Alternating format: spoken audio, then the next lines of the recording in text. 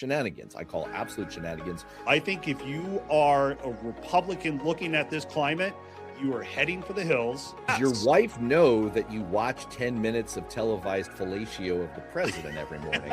We're teaching the world that freedom is negotiable. As a Republican, as an American, we should all be upset by that.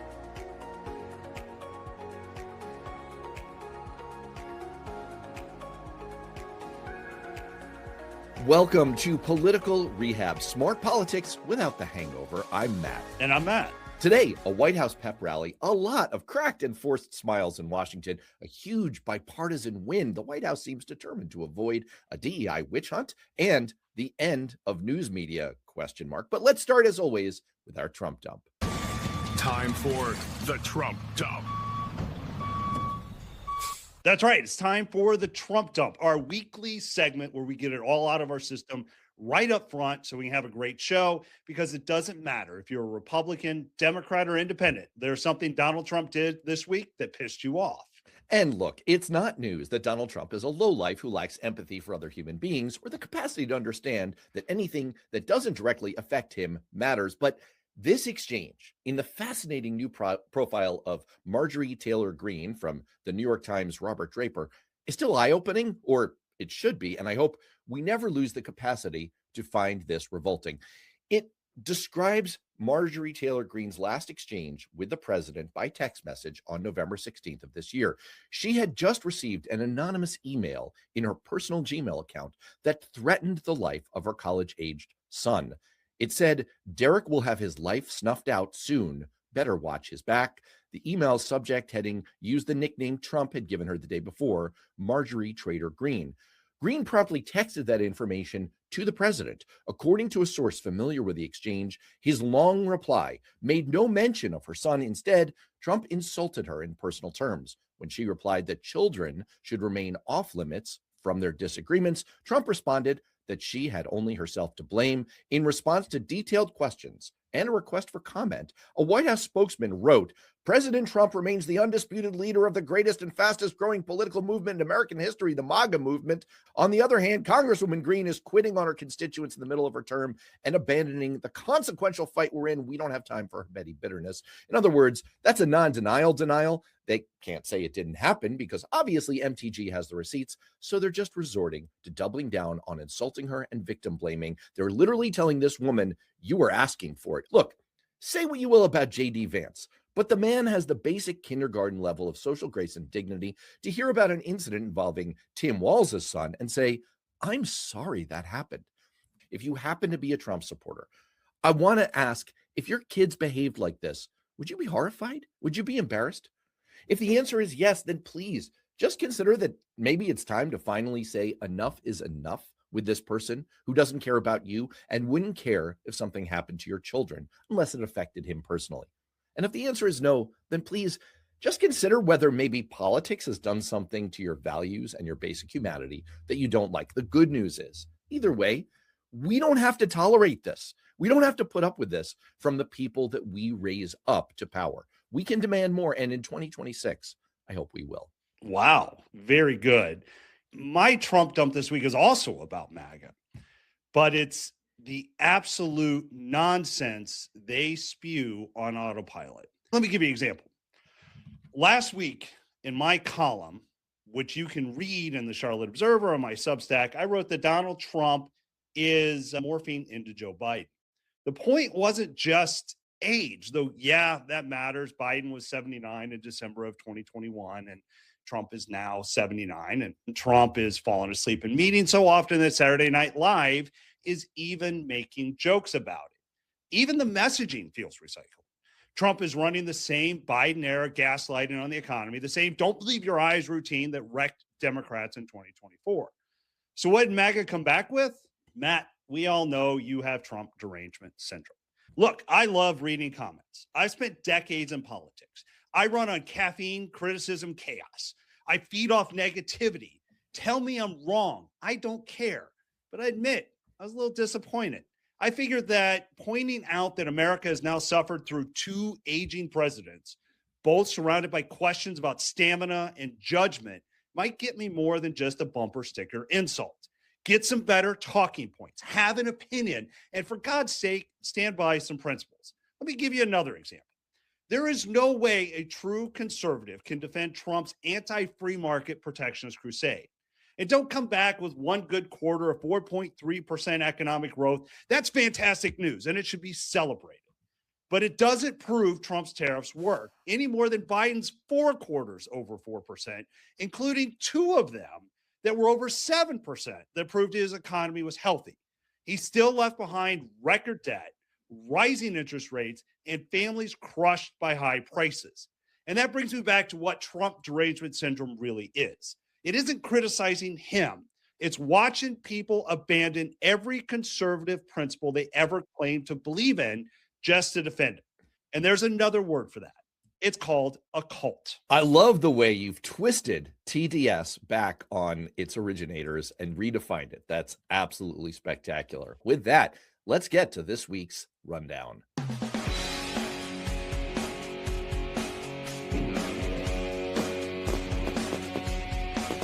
Benjamin Netanyahu meets Donald Trump at Mar-a-Lago as regional offensive fears rise. Yes, it was a summit, or if we're in the upside down, a trench.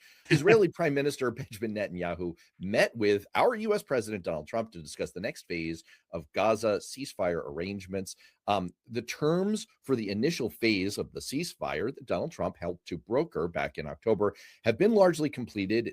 Israel's forces have pulled back to new positions.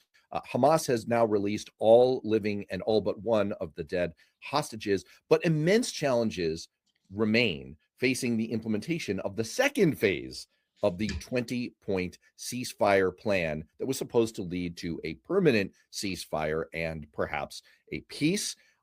Trump has said that he hopes to reach that phase 2 of the plan very quickly. There are fears that Israel is about to launch new offensives against Hezbollah in Lebanon and against Iran. Meanwhile, there are street riots in Tehran over inflation happening there. Matt, anything good coming out of this? It feels like our healthcare plan. We're going to have a proposal sometime in the future, and kind of wait and see. Look, we always look at Israel as an ally. They're a friend, but really this kind of felt like this was just part of Trump's Spotify playlist, like a reminder that we had a peace deal sometime earlier this year. It was more pomp and circumstance. It was more, let's get together. Netanyahu wants to talk about an award he wants to give Trump. This really felt like a pep rally to me more than it did anything else that was any real substance. The hardest 10% is still left. Even Mike Pompeo said this is going to be difficult. I just don't see this happening anytime soon. What bothered me was that Trump said Netanyahu had done a phenomenal job. It reminds me of "You're doing a heck of a job, Brownie" from 20 years ago. That's a deep cut for political obsessives. Yeah. He says Israel wouldn't exist without Netanyahu. He also claimed that he had spoken to the president of Israel, Yitzhak Herzog, who said a pardon for Netanyahu in his long-running corruption trial was on the way. That sounds like more Trump bullshit, right? Oh, in 2 weeks, this is going to happen. He went on to say he's a wartime prime minister who's a hero. How do you not give a pardon? I can list a number of ways how, although I will say that if there were a serious approach to trying to actually convert this into a long-term peace, it probably would involve pardoning Netanyahu and just moving on. It feels a lot like Ukraine. And both are democracies, both were attacked, and they're both very different approaches. And so when Zelensky was at Mar-a-Lago this week with some peace talks, it was a very different feel. There is progress there, but it really doesn't feel like we're getting there. Ukraine is not just another country, it's a democracy under attack. So I guess the question here is, Matt, what do you make of this? This reminds me of the old math problem. If you keep getting 90% of the way closer to a wall, when do you get there? And the answer is never. Donald Trump has claimed multiple times, including this week coming out of this meeting, that they're 90% of the way, or 95% of the way, in this case, toward an agreement. Shenanigans. I call absolute shenanigans. It gives me no pleasure to do this. All of us who are sane badly want a peace in Ukraine that stops the attacks, the killing from Russia. But make no mistake, unlike the situation between Israel and Hamas in Gaza, where there is some legitimate credit to give Donald Trump and his team for the ceasefire there. He had a positive role to play. It's the exact opposite in Ukraine. There was a deep dive report in the New York Times this week going through the history of how we ended up in this vicious cycle doom loop in Ukraine. And the answer is basically Trump withholding critical munitions. A senior official is quoted as saying, "This happened so many times I've lost count. This is literally killing them. Death by 1,000 cuts. We'll offer something, we'll withdraw it." If you're Vladimir Putin, you have every incentive to keep prolonging this, keep up the pain and the killing and the war, because American support could collapse at any moment. So the mere fact that Trump is so weak and so under the thumb of Russia on this, weakness is provocative, provoking the ongoing war. This is an absolute fail that is at Donald Trump's doorstep. I think it's clear Putin is not interested in peace. And I think the sad thing here is if America helps pressure a democracy into surrendering to a dictator, we're not making peace. We're teaching the world that freedom is negotiable. As a Republican, as an American, we should all be upset by that. I want to talk about a story that emerged this week in the Honolulu Civil Beat of all news sources, highlighting how Donald Trump's second term is reshaping United States science policy. The National Science Foundation and the National Institutes of Health have distributed over 20% less in grants. What we're seeing in this year-end review is an all-out assault on science and scientific research investment. Matt, big win, huh? Just we're getting tired of winning here in America. Look, we should force agencies to justify what they fund.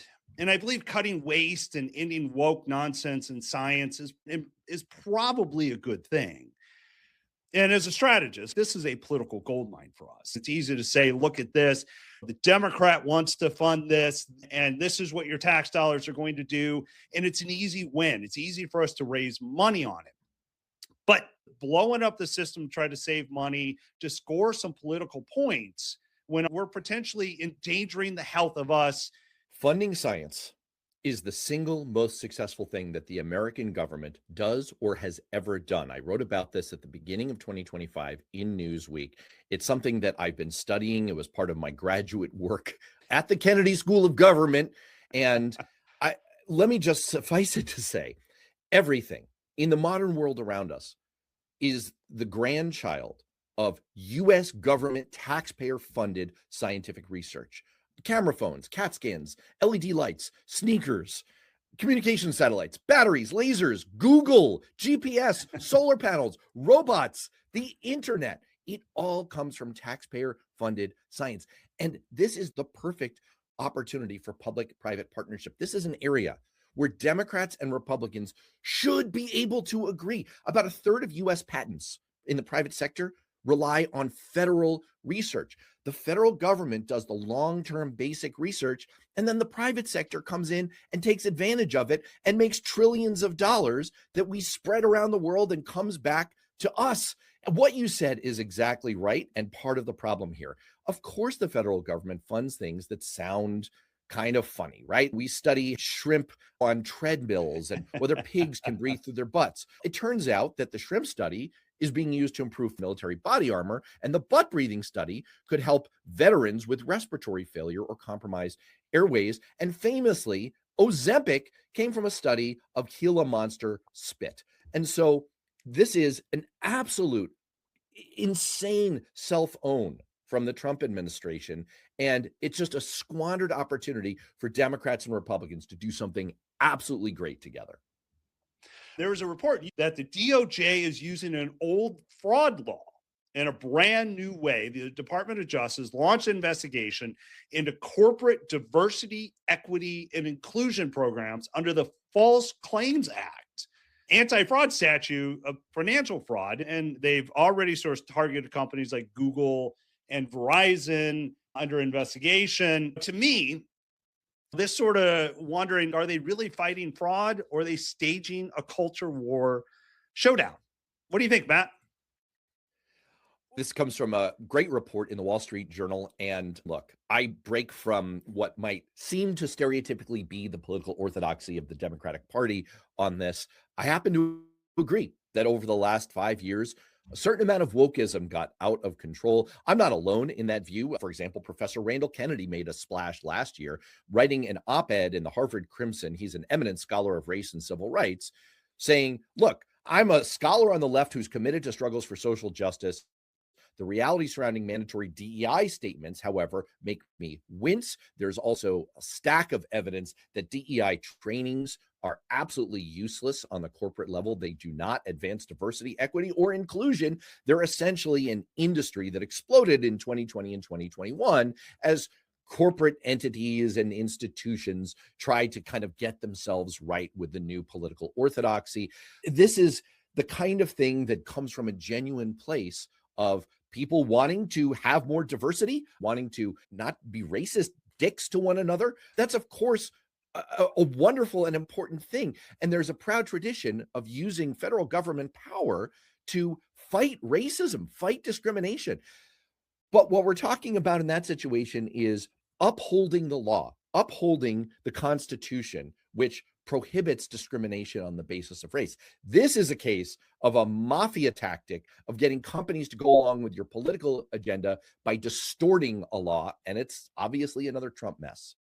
Look, DEI deserves scrutiny, but this tool is dangerous. This sets a precedent Republicans may regret.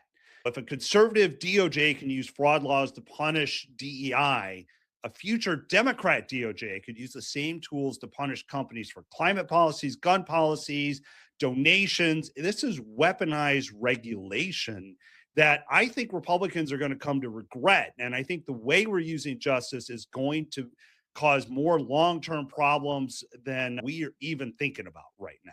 So I have a question for you. Is the media dead? If they did have a death notice, you wouldn't read about it in the newspaper because newspapers are gone. We've had the high-profile incident of 60 Minutes spiking the report on CCOT last week, and news broke in the last week of the tally of media job losses over the last year, 2,200 job cuts to date in digital and print media over the course of the year, driven by restructuring, industry consolidation, and of course, Trump's cuts to PBS.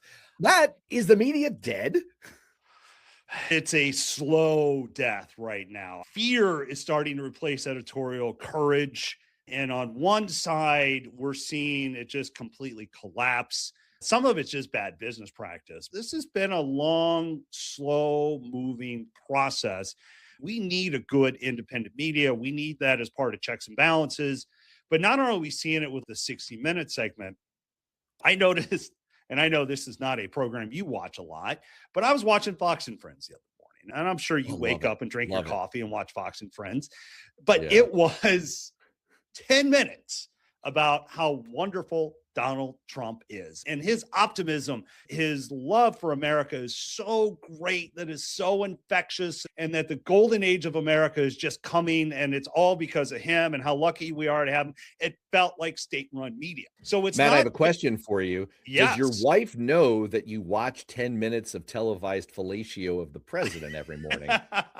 She's not awake yet. Let's be honest. I do it in the secret, in the dark. Nobody really knows. Right, as one does. As one does. Yeah, nobody owns up to watching Fox and Friends. It is so bad, so state-run, that we've lost critical thinking. And as a result, the media is collapsing around us. The media is not dead, but the function of providing an independent, verified, credible, trusted source of information is rapidly dying. Part of it is the local news desert because we don't have local newspapers anymore. But look, when you've got a situation where corporate media is afraid of Brendan Carr and Donald Trump, that's no different than state-owned media in the Soviet Union. The migration of everything to short-form video or AI summaries is also terrible for our capacity to do critical thinking. And look at this show. We are like a Flintstones multivitamin. We're trying to pack actual factual information and informed analysis inside a package that's pretty sweet so people will actually eat it. Excellent point. That's why you got to watch our show. Let's get to a brand New Year's Eve appropriate segment of political predictions that are sure to go wrong for 2026.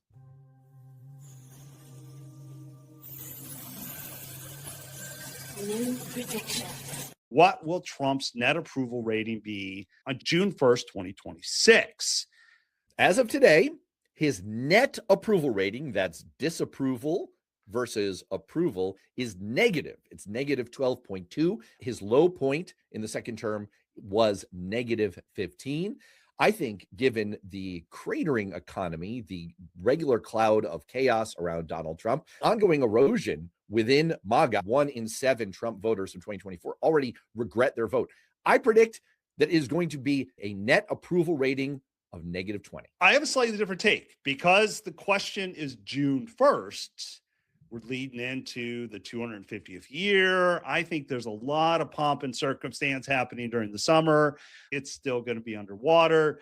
I think we're probably sitting at negative 10. It's still not good. All right, next up. Will Democrats or Republicans win the House in 2026, and by how many seats? Matt? It will be a butt kicking like you've never seen in your lifetime. The Democrats are going to almost wipe us off the board, other than all the really safe seats. I think we are going to lose in 2026 40 seats. 40 seats. Okay. 40 I love it. seats. We're disagreeing. All right. Now, look, you said there would be no math on this exam, but I'm going to do some math. All right. Here we go. As of today, Republicans hold 220 seats. Democrats hold 213. Historically, the president's party loses on average about 25 to 30 seats in a midterm. You could look at solid, likely, or leaning Democratic seats. That gets you to 208.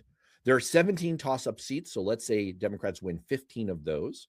And then they win half of the 8 seats that are leaning toward Republicans. That gets you to 227 Democratic seats, or a pickup of only 14 seats. I'm going to go with 14. Wow, that's low.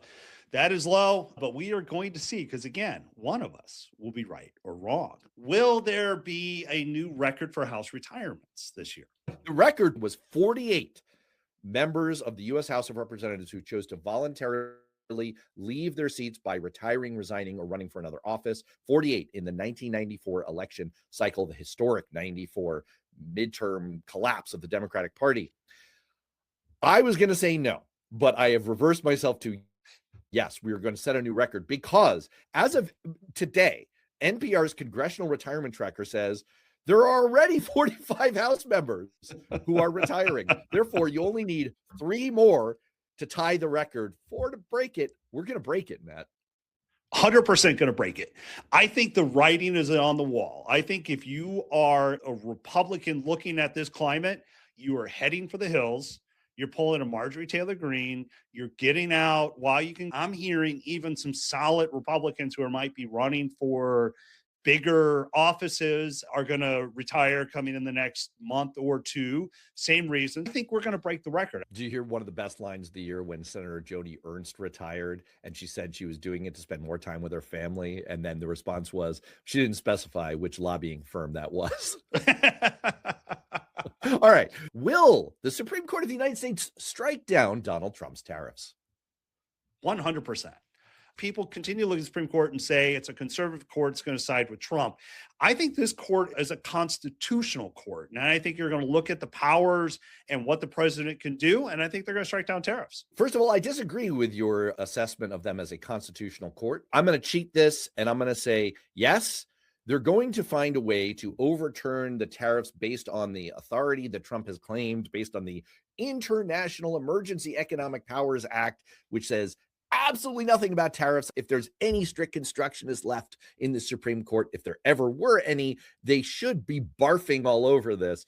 But I think they're going to find a way to say, no, you can't do that, but they're going to keep it super narrow. So the very next day, he's just going to slap the tariffs back on, asserting some other kind of insane authority that he doesn't actually have. So it'll kind of a split decision.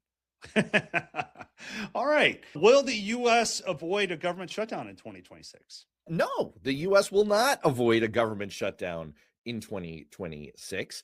People respond to incentives. There are incentives for both parties to try to play for political advantage by having another government shutdown before the midterms. Yes, there will 100% be a government shutdown in 2026. I think my question, and I'm going to get back to you, how many government shutdowns in 2026? Where there'll be 2? Only one, but it's going to suck.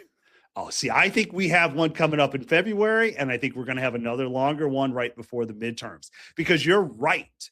There's a lot of jockeying going on, and I think it's going to be used as a political poison pill somewhere along the way on both sides. And I can see one partial shutdown at the beginning of the year and another one that's going to come at the end. The only thing I'll say is that after the midterms, if we're in a situation where there's a more divided government, there's going to be an incentive for Republicans to try to make a deal before Democrats have a hold on power. They're going to feel like they have the most leverage before the changeover. I think it's less likely after the midterms, but still possible. All right, what will the Senate split be after the midterms? I think Democrats will get control of the Senate. I think it's going to be a narrow, they will hold with independents. They will hold 51-49. It will be narrow. Wow. They'll pick it up. But here's my question after you get done with your prediction. When they do it, is Chuck Schumer going to be majority leader? I'll take the last part first. No, he will not. There are candidates who have made it central to their platform that they will not support him for majority leader. He will see the writing on the wall and he will ride off into the sunset before it's a political ousting. I think they're going to come up just short. I think Democrats will finally beat Susan Collins in Maine. I think they'll hold the open seat in Michigan. I think they will hold John Ossoff in Georgia. And I think they will win in your backyard, close to it, in North Carolina. After holding New Hampshire, I think they're going to come up short in Ohio. I think Ohio is too far gone to the Republican Party.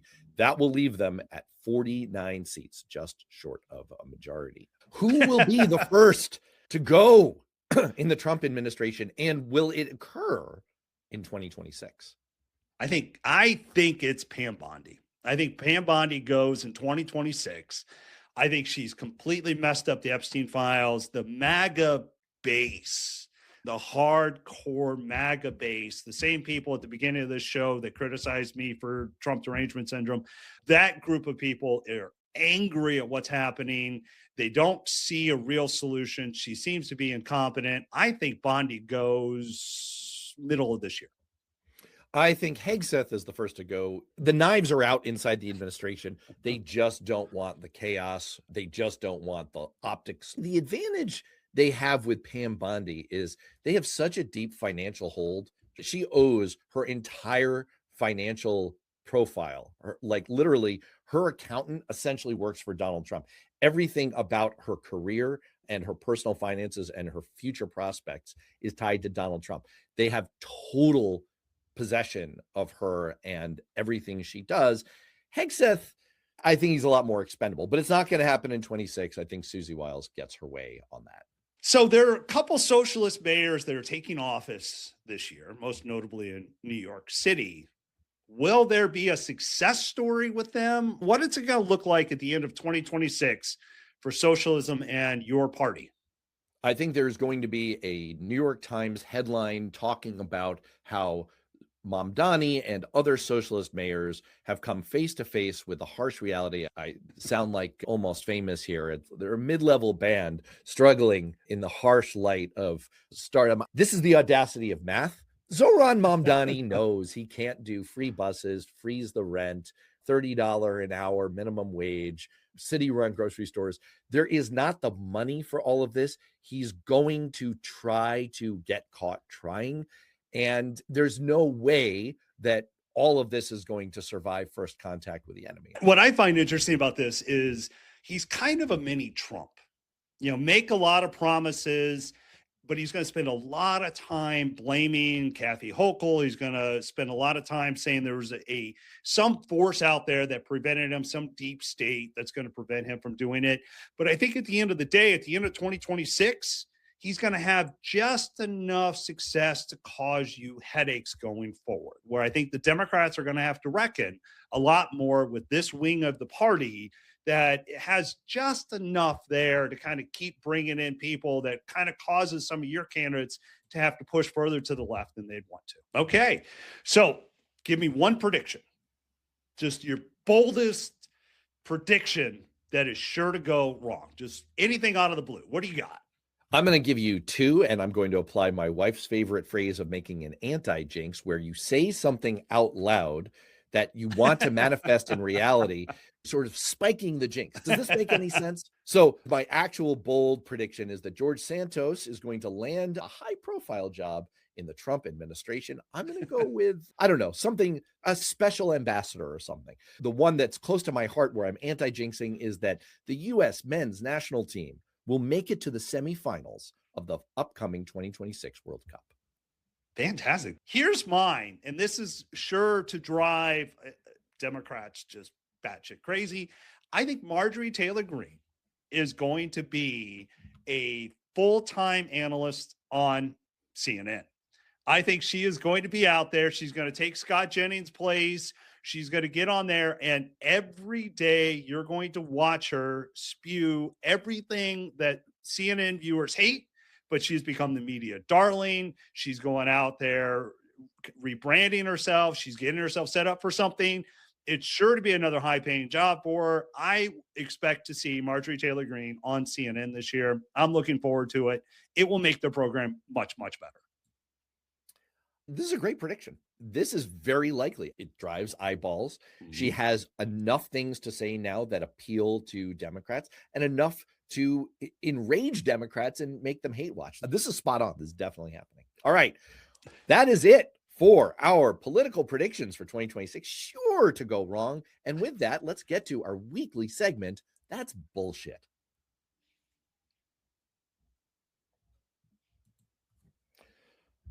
Bullshit. Bullshit. Bullshit. Bullshit. A bullshit? This is not a video about the Epstein files. Not really. What it's really about is our government's ability to distort, invent, and lie. But let's look at that through the lens of the Trump Department of Justice's explanation of the status of the Epstein files, which has changed about as often as a baby's diaper and for the same reason. And a big hat tip to the Substacker Shane Almgren, author of the Trumpland Diary, for preparing this timeline. In February, Pam Bondi notoriously said this: "The DOJ may be releasing the list of Jeffrey Epstein's clients."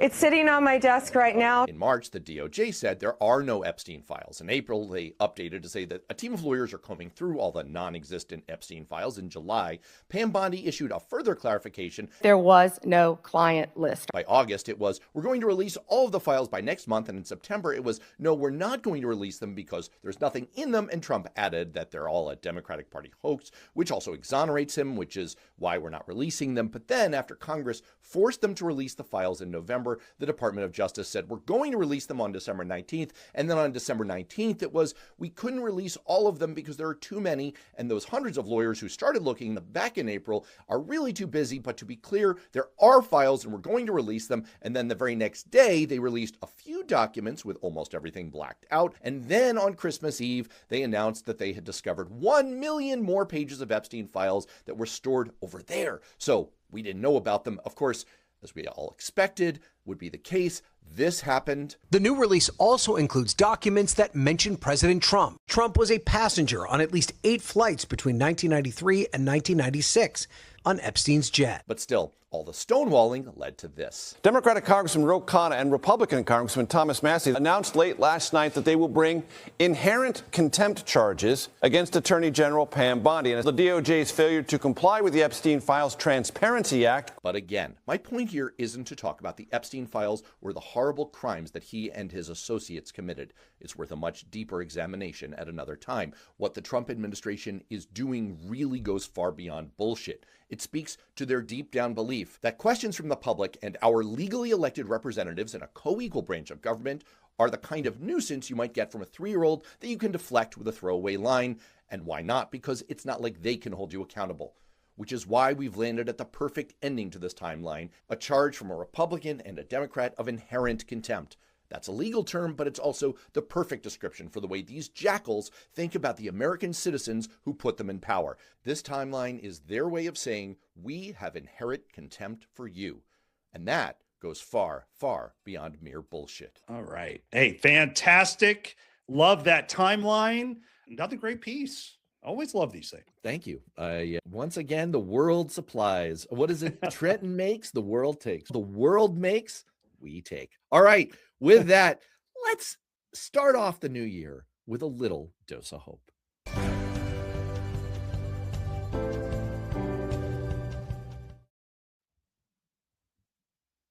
There was a story on Drudge that said Republicans have a Vance problem. No one seems to like him.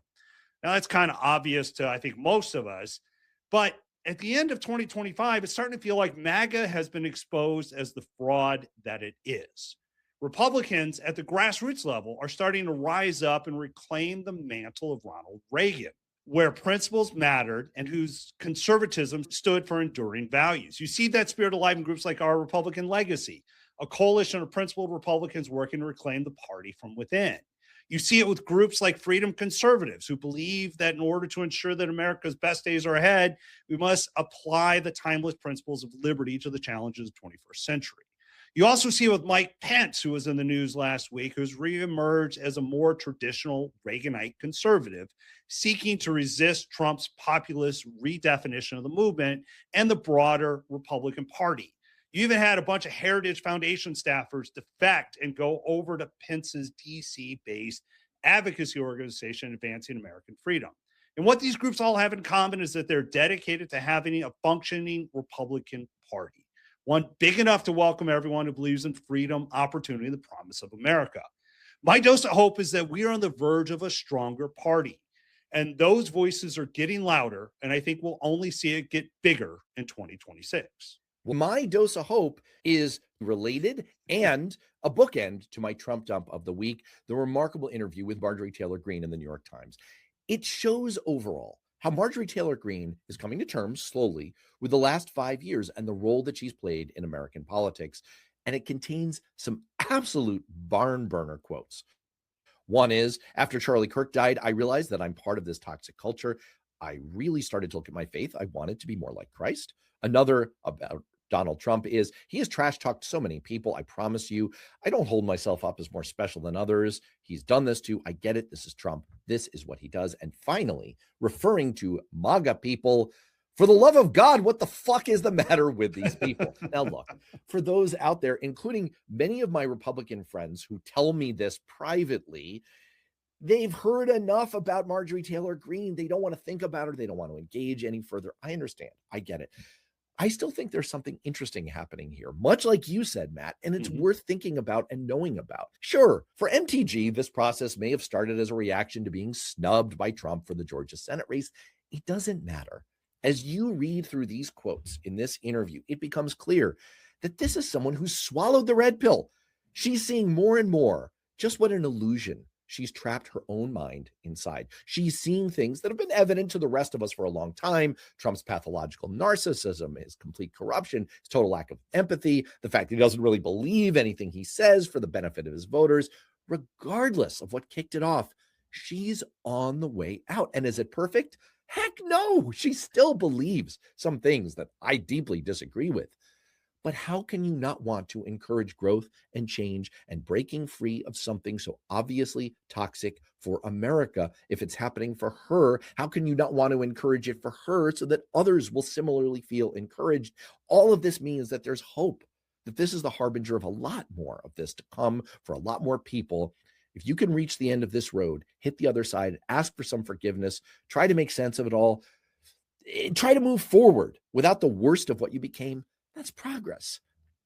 That means there is a cure for the MAGA mind virus. This is how cults die out, when people begin to question, begin to break, and begin to show others that there's life after the cult. So I wish Marjorie Taylor Greene well in this journey. I believe and I hope that it's the sign of things to come. Excellent. Great one. I love that. You should love it because it's very similar to and I love hearing my own opinions parroted back by you. Speaking of which, that is all for Political Rehab. We hope everyone out there feels rehabbed and feels ready to launch into a wonderful 2026. For Matt, I'm Matt. See you next time.